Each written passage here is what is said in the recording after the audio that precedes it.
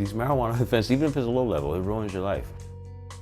The Garden State, it's known for its traffic jams and rich industrial history, but New Jersey also stands out as one of the leading states in the nation for its marijuana arrest rate.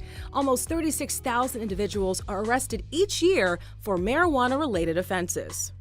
These numbers belie New Jersey's otherwise progressive stance on marijuana.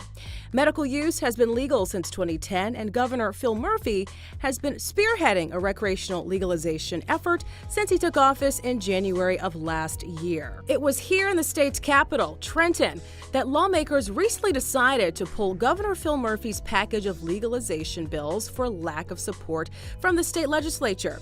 Opponents expressed concerns over stone driving and child and teen marijuana use. Among the list of bill supporters is Trenton Mayor Reed Gussiora, who's been advocating for marijuana reform for over 22 years.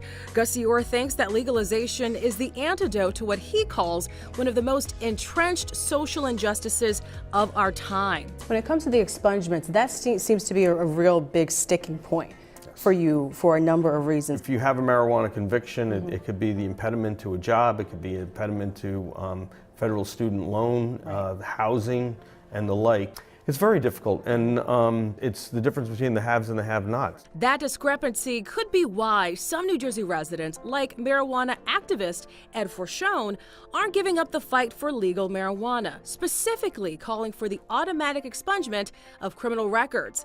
Since his 1997 arrest, Forshone has been protesting the unequal enforcement of marijuana laws for low-income and minority populations.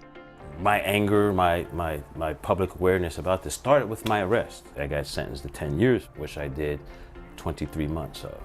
I'm assuming that offense is still on your record till this day? Yes, expungements will not eradicate things off the internet. When it comes to the expungement of any crime in New Jersey, individuals must go through an onerous process that involves multiple steps and, in some cases, attorney fees. One unfortunate thing in New Jersey is that to get a copy of your record, you have to pay for it. If you're going to pay for a lawyer, you're talking about at least $1,000, if not more.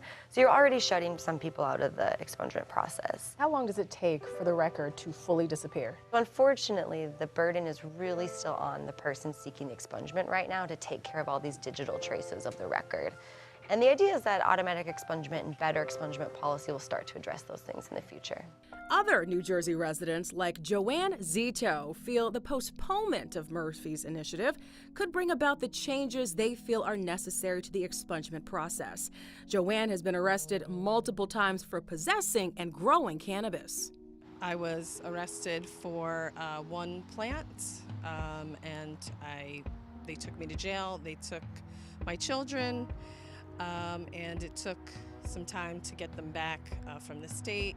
I got felony child endangerment and felony possession. I haven't had my charges from 1997 expunged because it just costs too much. And once you're kind of in that criminalized zone, it's pretty hard to get out of.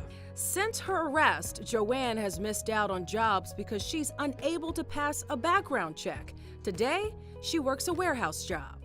I think people who've been victims of the previous laws should be allowed to capitalize off of the new laws. Well, legalization hasn't been won yet. I'm not going nowhere.